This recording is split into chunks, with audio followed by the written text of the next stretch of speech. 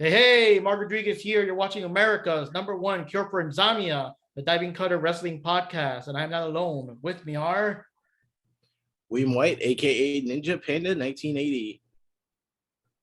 Wendy McBride, also known as Jupi-chan. And Johnny Rodriguez.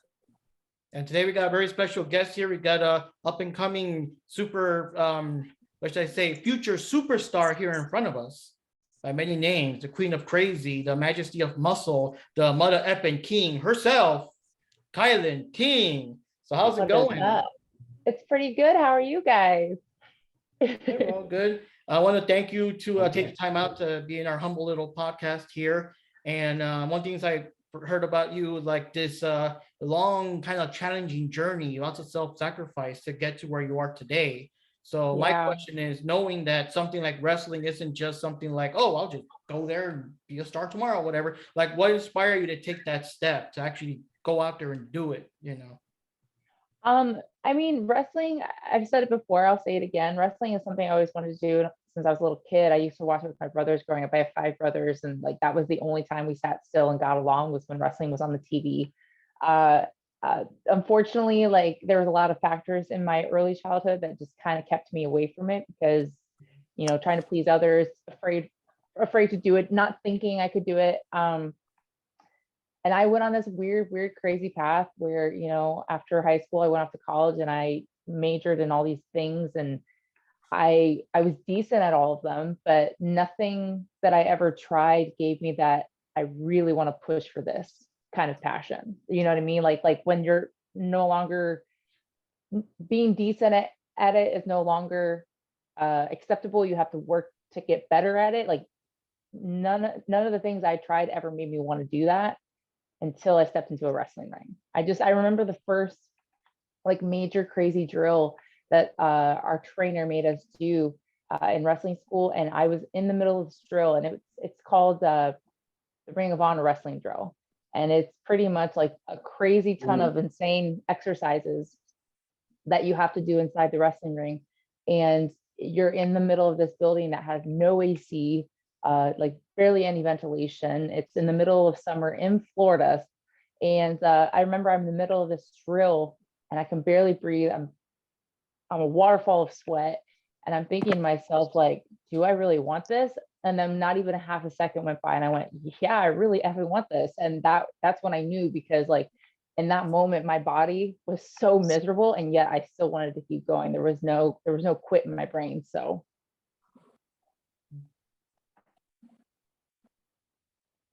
William? Awesome. I heard at one point that you had trained with the Dudley Boys. Like, how did you end up training with them, and what kind of experience was that? How did that go? So like I said, the beginning, the earlier parts of my life, I stayed away from wrestling for a lot of different reasons. Once I finally like had that switch in my brain that was like, okay, this is no longer going to be a daydream, I'm going to do this for real. Really didn't have a game plan. I was just kind of like, I've always been a big believer in signs and like listening to the universe and stuff like that. And as soon as I finally made that mental transition, like I'm going to go do this now, everything kept pointing to Florida. I don't know why, because there's plenty of places in Ohio that you can go train to become a professional wrestler. But for some reason, my brain said, get out of Ohio and go to Florida. Crazy enough, like I almost couldn't afford the journey. But then one of my brothers used to live in Florida because he was ex-military. And after he got out of the Marines, that's where he ended up. He really wanted to go back because he missed his friends. And then I had another brother who had been in Ohio like almost his whole life. And he was just like, I need to get out. I want to come too.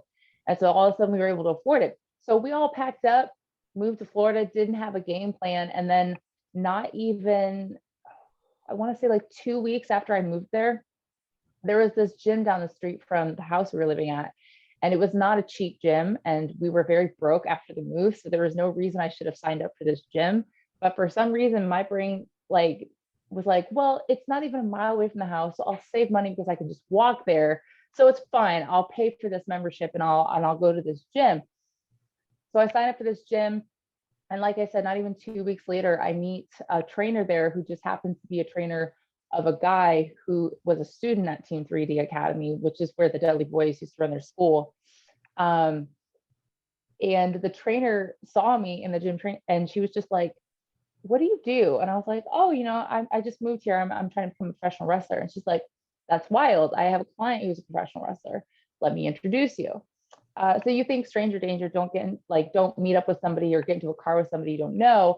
But I met up with this dude at the gym. He told me like where he trains, who he trains with. And I was like, oh, the Dudley Boys, that's legit. Okay. So the following week, I hop in a car with him. I drive there. I go and meet, I think I met Bubba first. Couldn't afford it. Like I had a great conversation with Bubba, and then he gave me the rundown of the finances, and I was like, ooh, we just moved here and we spent way more money than we thought we were going to, so maybe not. And then I want to say like a month later, I got an email saying like, hey, we're gonna have like a deal, so if you can put this much down, you get the rest of the year free. And I was like, well, I just happen to have that much money that I can spare, so we put the down deposit down, and then I started training it for like 2 years. And like, it's crazy because like I said, I didn't come to Florida with a game plan, and not even a month after I moved there, the universe was just like, hey, okay, you listened to us for the first time, here's the next time, go train with the Dudley Boys. And that was really, really cool. Like they're very intense, and they expect like anybody who comes in their school, they're not going to bullshit you. Like they make sure you know exactly how the business works. They make sure you're totally and completely prepared for it before they let you go out there, because they want you to represent them the best way possible. So not only did I get to train with those badasses, but I got to train with if you know him, John Cruz, which is a phenomenal luchador, and Jay Rios, who also is a phenomenal luchador. And then not even a month or two after I signed up there, Billy Gunn became a trainer there as well.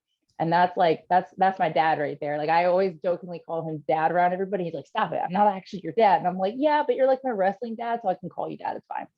But there was just something about his personality that I instantly clicked with him. I don't know, like, because the first day he came there, our trainer wanted to show off, so he put me and this other guy in a drill, and this drill was like, I don't even know, like 20 minutes long.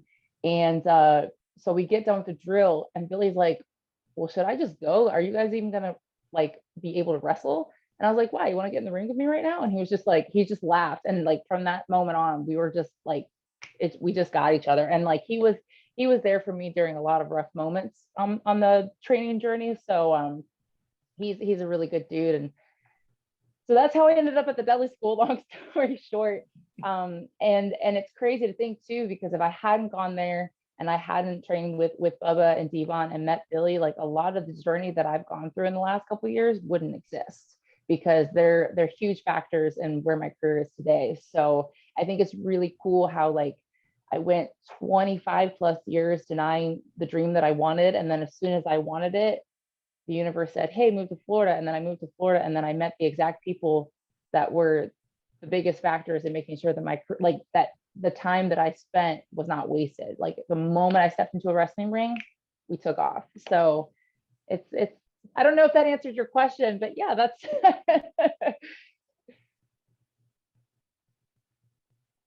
Wow, that is just an amazing story. I love it. And it's just cool how like everything just fell into place for you. I mean, I'm sorry.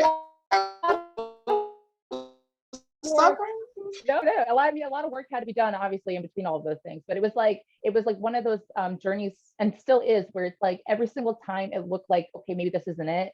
Maybe it's time to go back home or something like that. Something would happen that it was just undeniable that I was supposed to keep going. And so like that was the biggest thing to me, and that's why even more so I've become a big believer in signs. Wow. I'm sorry. I just found out that's just so amazing. It's just karma, good karma. Yes. And actually, I want to do a little follow-up to what Mark had asked earlier about, like, inspirations and all of that. So my question is, out of the universe put everything into place for you. What has been the most difficult part of being in the industry, and how did you overcome that? Ooh. Or are you still kind of overcoming it? I mean, I've seen some of your matches. I mean, you are good, okay? Oh, those thank moves that you were you. doing. I mean, I saw that. I was watching a few of your other matches, like that one you did with Natalia. But Oh the yeah, one crazy. I know, and I was like, that was so awesome. But I'm sorry, the one that you did with Ella Envy, I was like, oh my gosh, that was good. I was Oh, sitting at thank work you. watching. I was sitting at work watching the matches, and then the kids they're supposed to be sleeping, right? And they're saying, "What are you watching? Go to sleep. Go to sleep. Go back to Oh my sleep. It's gosh. nap time. Be quiet." Yeah. Oh, that's funny. Yeah, thank you so much. True story. True story. I mean, no joke. I was actually doing that. So. I think that my answer to that is kind of like a two-part answer. Um, I think like, because growing up, it's amazing to think.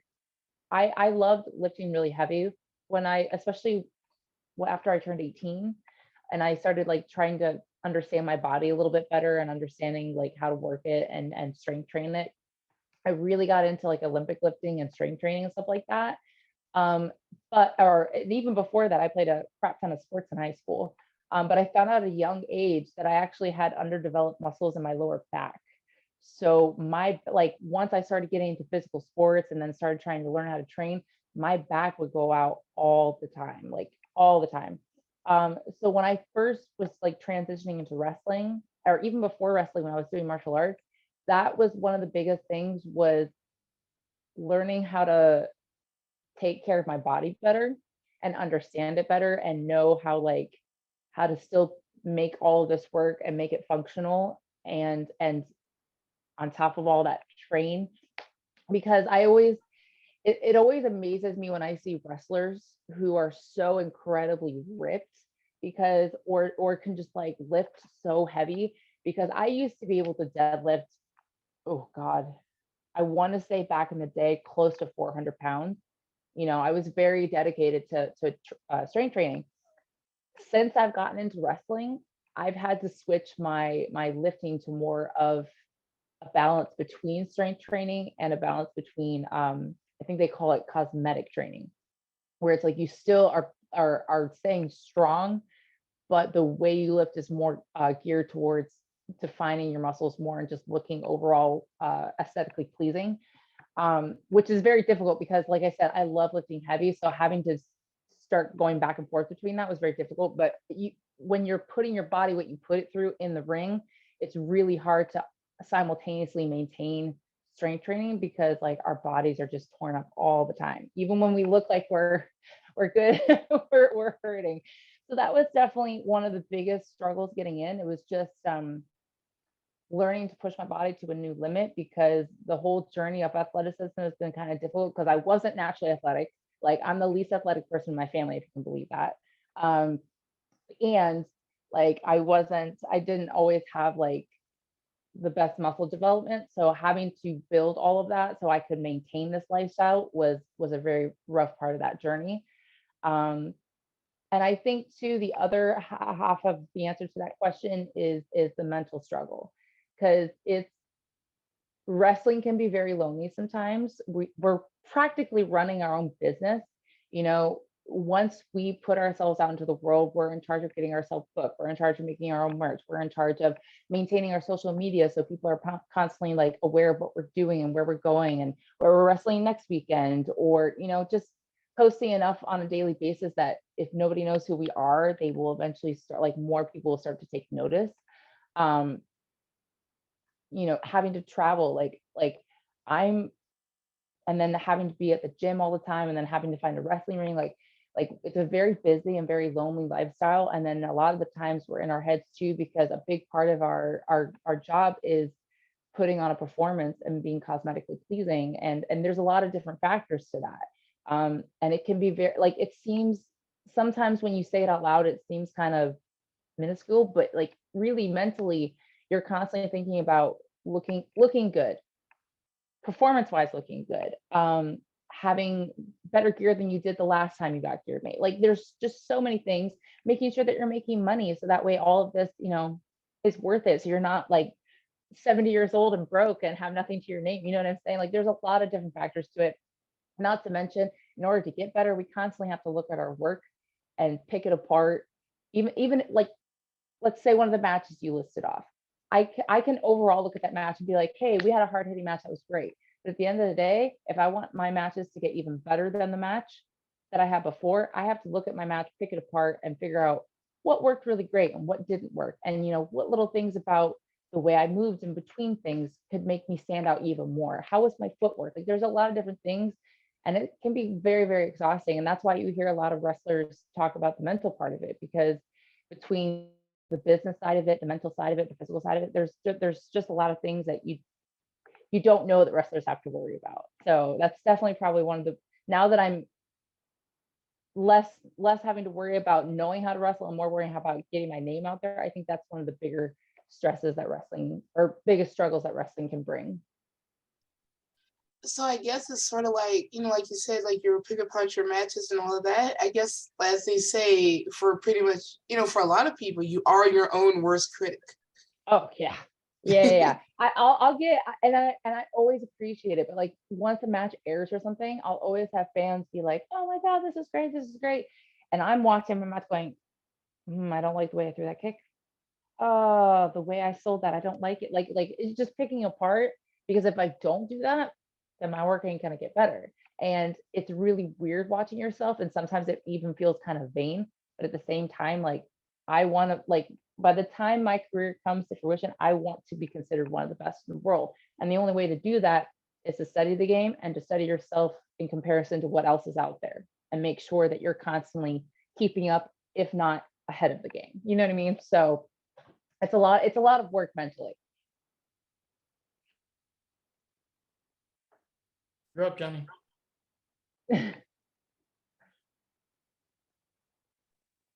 Okay, so I want to ask kind of an interesting question. I'm pretty sure a lot of people ask this like all the time, but it's almost like kind of like the obligatory question, like being a wrestler and traveling to so many different states,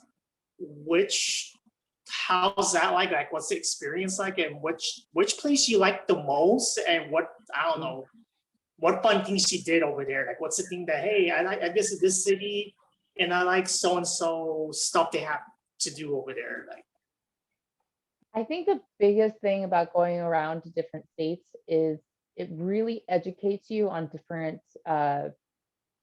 crowds. Like I can go to one state and it is an absolute wrestling crowd. Like you do not have to do a lot to make these people happy. And then I'll go to another state, crickets. Like I could be having the most incredible match, and they're more worried about the popcorn or their kids on their phone than they are what's going on in the ring. It's just like something to do to them on Saturday night. So when you have those crowds, you really have to understand how to make them pay attention to you. And it's not, like I said, it's not like a vanity thing, but it's like these people paid to come watch us wrestle, and I feed off the energy that these people give me. So how do I make them feel included? Because sometimes those crowds, it's literally like they want to feel included. And if you're just wrestling, if you're just like going and not giving them, they're not going to pay attention. So that's probably one of the biggest things going state to state that I've been learning about, is different crowds and how to stop and read them in between everything so you can get the most out of them.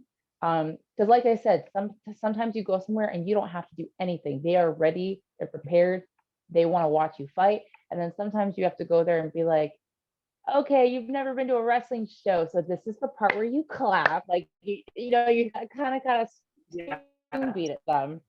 So that's probably one of the biggest lessons I've been learning now that I get to go a little bit more around the world. In regards to favorite places, ooh, I have to say, I'm not really good at giving single answers. I'm so sorry. Probably a tie between Texas, Chicago, and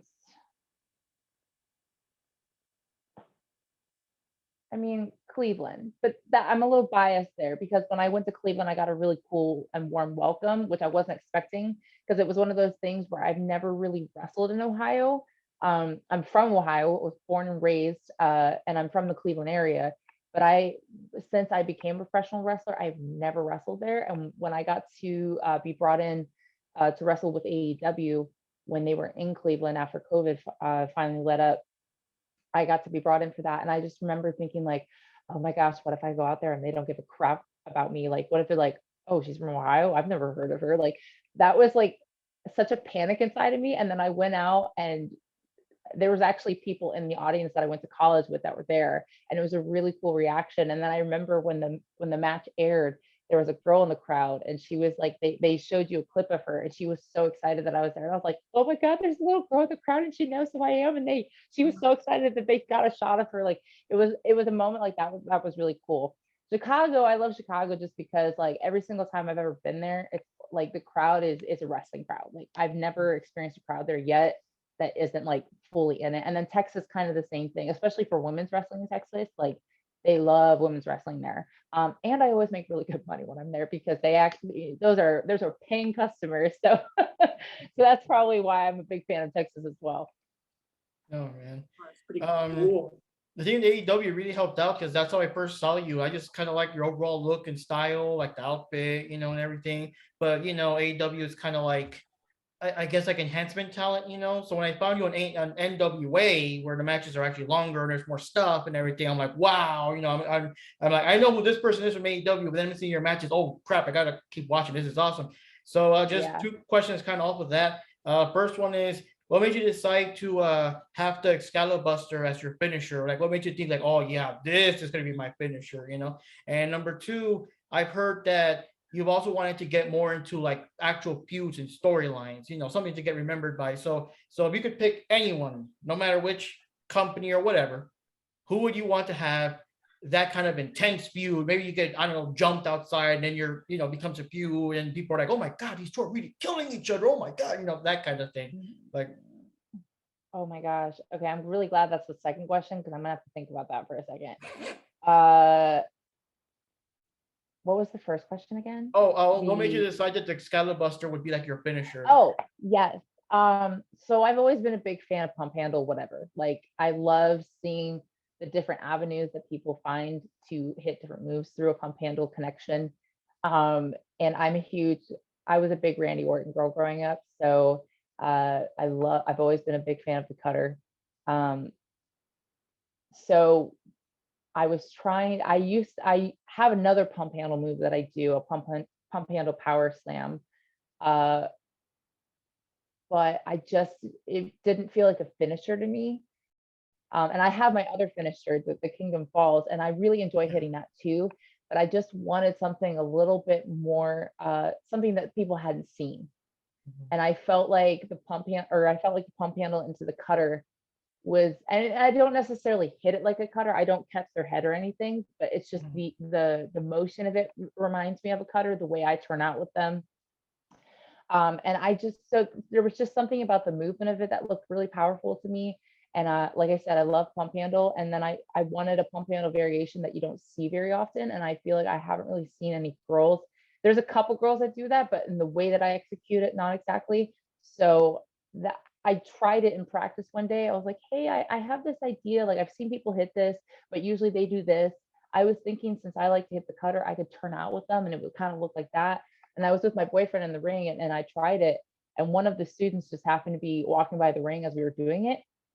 And his immediate reaction, not mind you, he wasn't really paying attention to what we were doing. He was like on his way to the bathroom. And he immediately just went, whoa, holy crap, that was really cool. And as soon as he reacted like that, I was like, okay, yep, that's it. Because that's what you want. Like, as soon as you hit your finisher, you want people to be like, oh shit, this person's about to win. Like, you know what I mean? Like, you want them to have that, like, oh, that was really cool feeling. And so like, and that's how I've always been. Whenever I'm studying or watching wrestling, like, I've always wanted whatever I choose to go over with, I always want it to be a move that when I watch it and see other people do it, I'm like, oh, like, it gets me like that. Because then I know that if I get like that, then I will execute it like that, and that will make people react like that. So that was a whole journey into the Excali-Buster becoming my new finisher. I still hit the Kingdom Falls once in a while, but the Excali-Buster is definitely my go-to. I think it has much more effectiveness on my opponents. Oh gosh, I didn't think of an answer for your second question.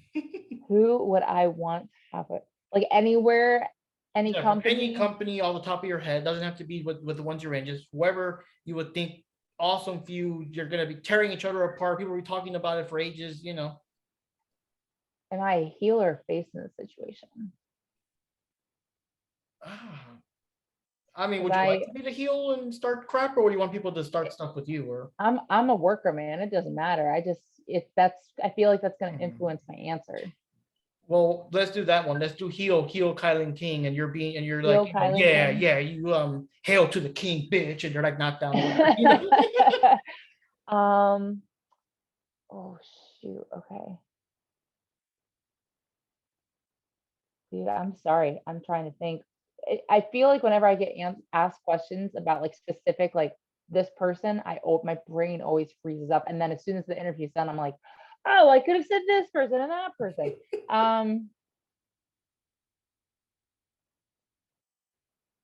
Ooh, Sherry. Because just her promos, I feel like. Oh wait, no, I'm sorry. I'm supposed to be heel here. Crap. Well, let's do the face one then if you want. Okay, well then Sherry, because she's just so nasty, and I feel like if knowing the way my brain works, if I was able to like do stuff with her, we would have some really bizarre scenarios, I think. I feel like I should give you one more answer, maybe somebody a little more current as well. Mhm.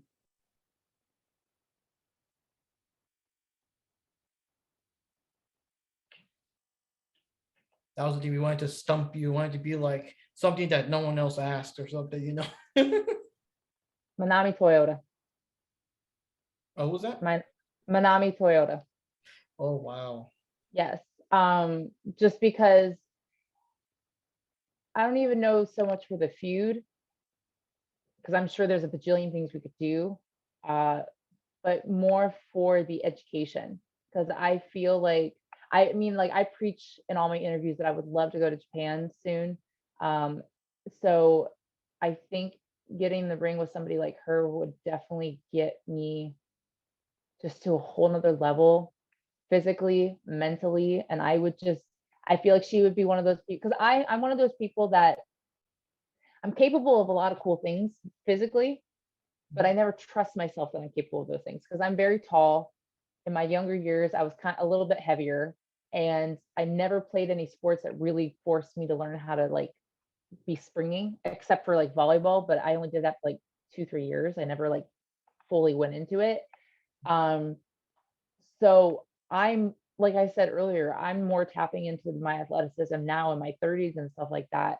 So I feel like training with somebody like her and having to wrestle somebody like her would push me to understand what my body is more capable of doing. And I'm always about that, because like the last year and a half, I probably learned how to do more leaches stuff than I have in my entire career. And I never knew I was capable of any of it. It was just one of those things where I just had to have somebody tell me I could do it, break it down for me, and then suddenly I did. And I was like, oh crap. Like, I think I posted a couple weeks ago that I did the deja vu for the first time with my boyfriend in the ring.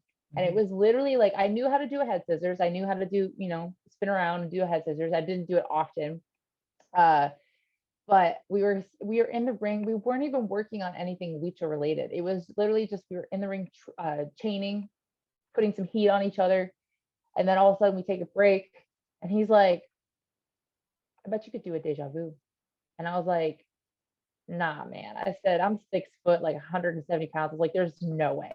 And he's like, I'm not saying you should do it all the time. But I bet you're physically capable of it. And then he kept saying it over and over and over again. And he kept like trying to like antagonize me and get me to do it. And I was just like, fine. If you think you can base me for this and I'm capable of it, let's do it. And then 2 days later, I was doing it like full tilt. I was like, what the? Like, so people like that who can bring that out in me, which I believe she would be one of those people. Hell yeah. I just want to say, I'm just showing my bias here. I want to say that the volleyball is helping you now, because I also used to play volleyball in high school on my team. Yeah. So, yeah. It's always funny because you can always, if you see tall girls in public, you can always tell by the way their muscle mass or their body mass is. You can always tell that they played volleyball. There's just something about a volleyball player's legs something about like the way they train that you can kind of look at them and be like, yeah, they played volleyball. I don't know if that's just a me thing or if other people notice that too, because basketball girls usually tend to be more on the skinnier side, like the more like jacked but leaner side. Volleyball girls usually tend to have really thick legs. I don't know, that's just a me thing, but that's what I've noticed. Now I'm gonna think about that, 'cause Right? It's a Yeah. thing. Yeah. the basketball girl thing, I'm thinking about high school. Yeah, they were mostly like how you described, but the volleyball girls, yeah, we were all kind of different shapes and sizes.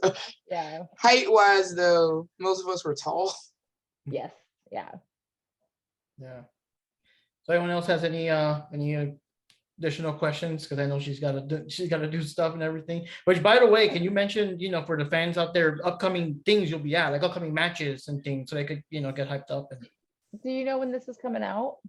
it could be up to tonight. Because Oh, I didn't okay. know, that Zoom could just do it all. So it could be either tonight or tomorrow. I gotcha. Well, okay, so tomorrow I am flying out to North Carolina, to Raleigh. I'm going to be there July 28th through the 30th. I'm going to be there for GalaxyCon. I'm going to be cosplay wrestling as Ray. But I will have a booth set up there. So if anybody wants to come by and say hi, I'll be selling shirts, 8x10s, playing cards, pictures. And then this Sunday, I will be in Nashville wrestling Kenzie Page.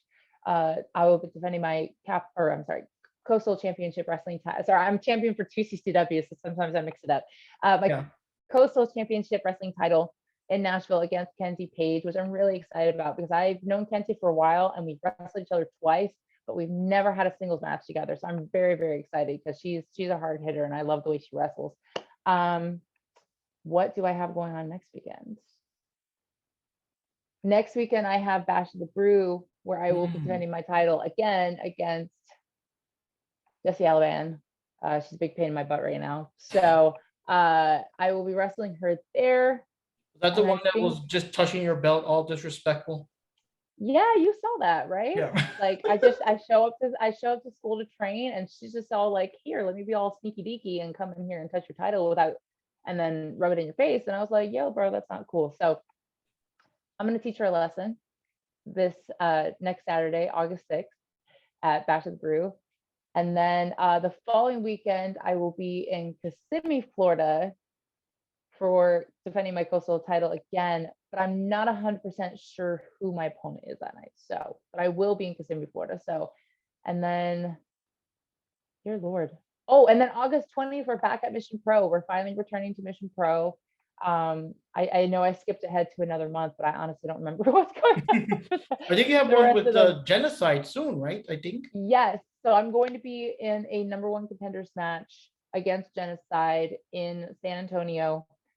San Antonio? Yeah, I think we're in San Antonio. Sorry, there's a couple different places in Texas we usually wrestle. I'm pretty sure that's one of the San Antonio shows. Yeah. We're gonna be in San Antonio. And her and I have been a little agitated with each other recently. We tagged together at WrestleMania, and unfortunately that didn't work out well, which blew my mind because, when we wrestled each other in a singles match, we had a banger. But as a tag, apparently we did not work out. And so the authorities at B have decided that, we both are hardworking ladies, so they're going to give us a #1 contenders match. So we're going to have it out there, and I'm really, really excited because I've been saying for a while now that I want a shot at the Mission Pro title. I told Holodeck straight to her face, like, yo, like Mission Pro is one of the highest respected titles out there in women's wrestling, and I want that title. So I intend to become the #1 contender for that. So if you can come to Texas, or you can tune into title match if you have that. It's the whole show. Mission Pro never lets the fans down. It's always a really good, hard-hitting show. They always preach bangers only. So I'm excited for that. Yeah. Excited to be back. Right. So any final questions, guys? Lightning round between you three. Yes, I do have a question, and I know this is going to be different for each person, really, who's in the industry. The traveling thing, the whole traveling thing. How do you, I know, like you said, you're like in your head for most of the traveling and stuff, but how do you guys manage? you're in one state one day, and then a couple of days later you got to go to another place. I mean, how? I mean, So I get I jet don't- lagged so easily. How do you get through that? I just don't sleep. I don't know how other wrestlers handle it. It honestly, like if it's one of those weekends where I just have one show, then the traveling, I mean, you still get tired from it, but the traveling isn't as bad. But I've had weekends where, you know, I fly to a show Friday, I get there within a couple hours, wrestle. They, you know, we go to a hotel, but by the time we get to the hotel, usually you have about an hour or two to shower, and I use quotation marks really heavily, sleep. And then you got to get up and catch the shuttle and get back to the airport. And then I try to sleep on the airplanes, but we all know nobody ever truly falls fully asleep on an airplane. So yeah, I just don't sleep. I always joke that I have to detox during the week because I drink an incredible amount of caffeine when I'm on the road.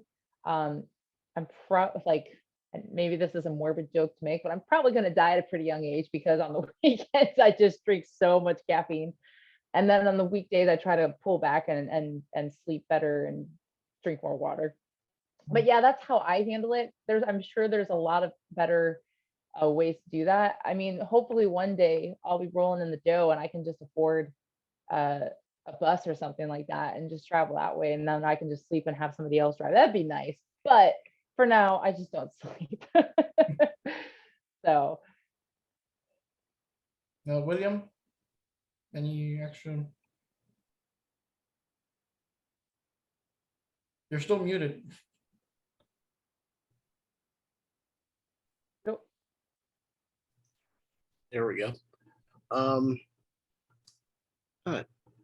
And Jupi already pretty much asked my question about, you know, how you handle things on the road. I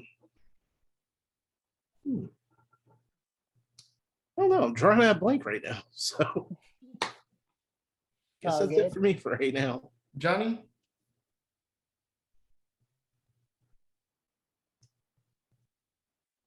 Okay, so I'm pretty sure he also asked you this question a lot.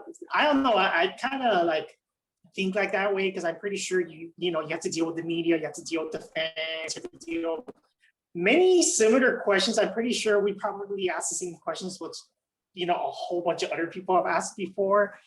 But I gotta ask, like, what it's like to work throughout different wrestling companies. Like, what has been your experience? I don't know if you want to talk too much about it, but it's just kind of like, because you already told us about how it is to travel and going to this state and then you gotta go to another state, but like what it's like to work for this company versus that company, like what's the whole experience like?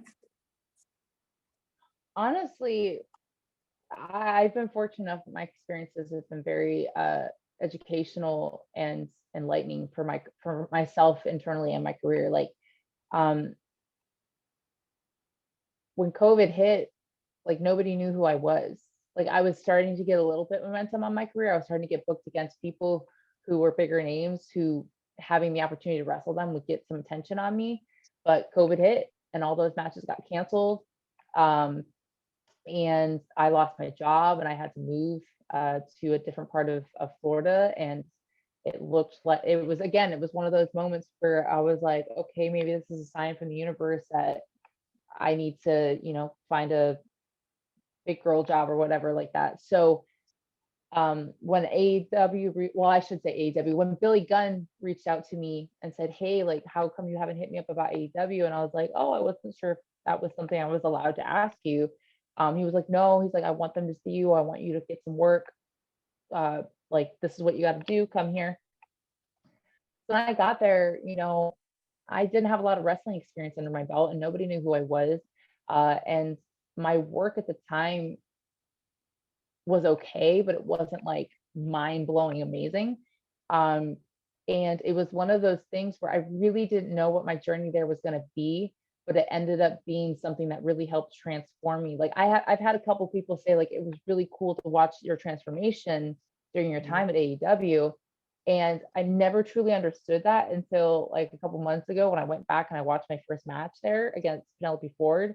And I was like, oh my God, like the way I moved, the way I walked, the way I came out through the tunnel, like there's so many things about not just my wrestling, but my mannerisms and the way I engage the camera. Like there's so many things that are different.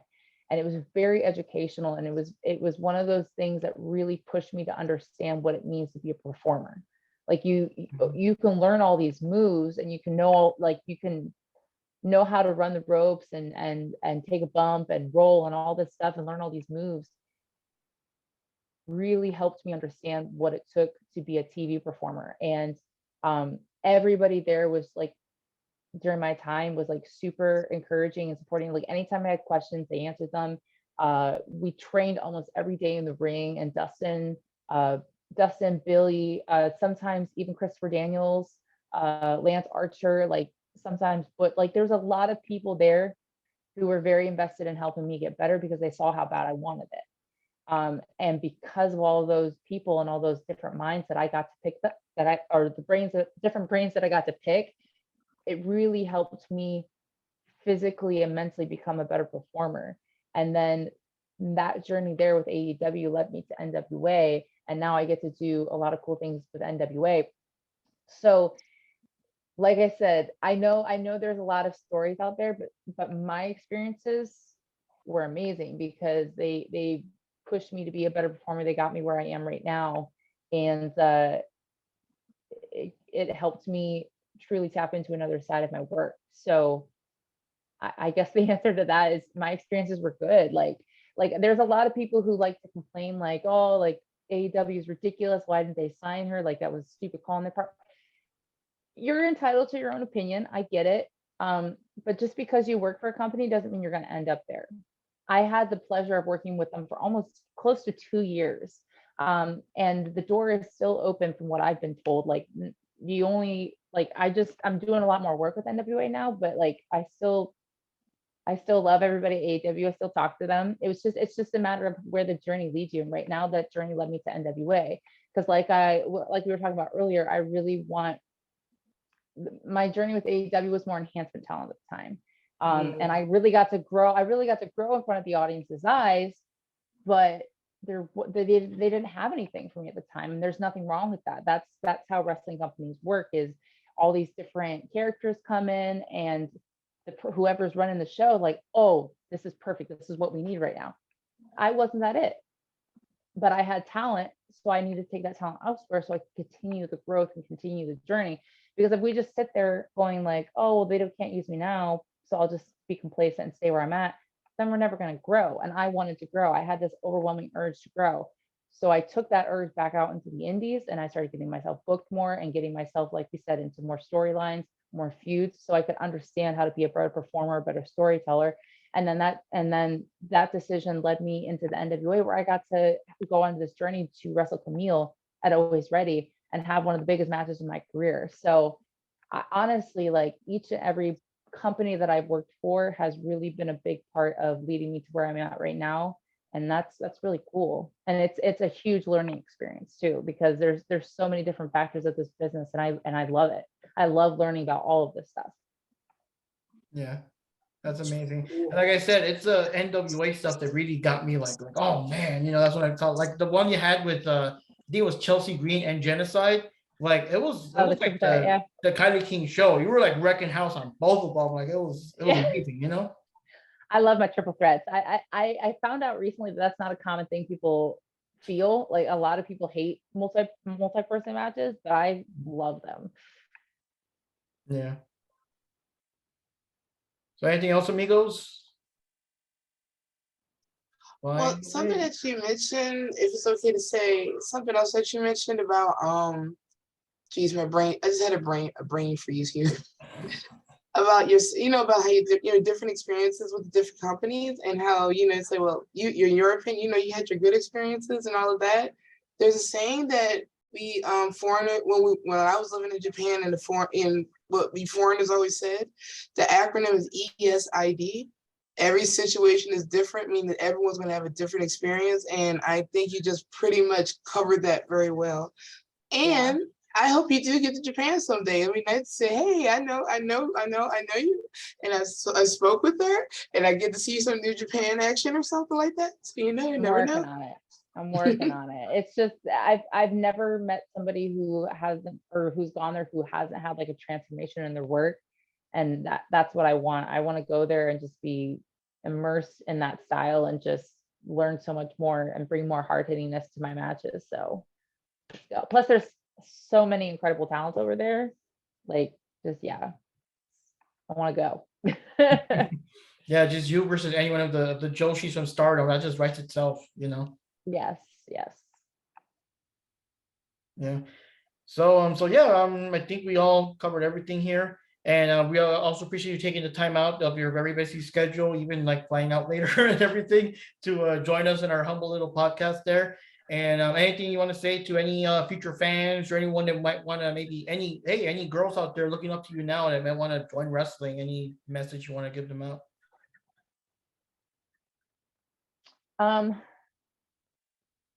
The things that you think are weird or wrong or quirky or not acceptable about you, I guarantee you that's what makes you super special. So love yourself. That's the message I have for you. There you go. That's amazing, guys. So once again, thanks for having you here, and hopefully, maybe we'll have you here again sometime next year or so. Whenever other things happen or something. So hey, you're like a 15-time champ now. Stuff like that. Oh yes. As you continue to grow and everything. And like I said, you're a future superstar. You're getting up there. I mean, your work's amazing. And then WA, Thank you. CCW, and everything. So no place to go but up. It's like they say, you paid your dues. With all this stuff. So now it's like you're going up. That's the plan. Thank you so much. No problem. So on behalf here of the Diving Cutter Wrestling Podcast, is Mark Rodriguez here. In Japan in 1980, signing out. You're mute. GP signing out. John Rodriguez signing out. Yep. Thanks. Take care. And yeah, thanks for coming, KiLynn. You have a good one. No problem. Thank you guys. Have a good night. Yep. You too. A safe flight. Thank you. Mhm.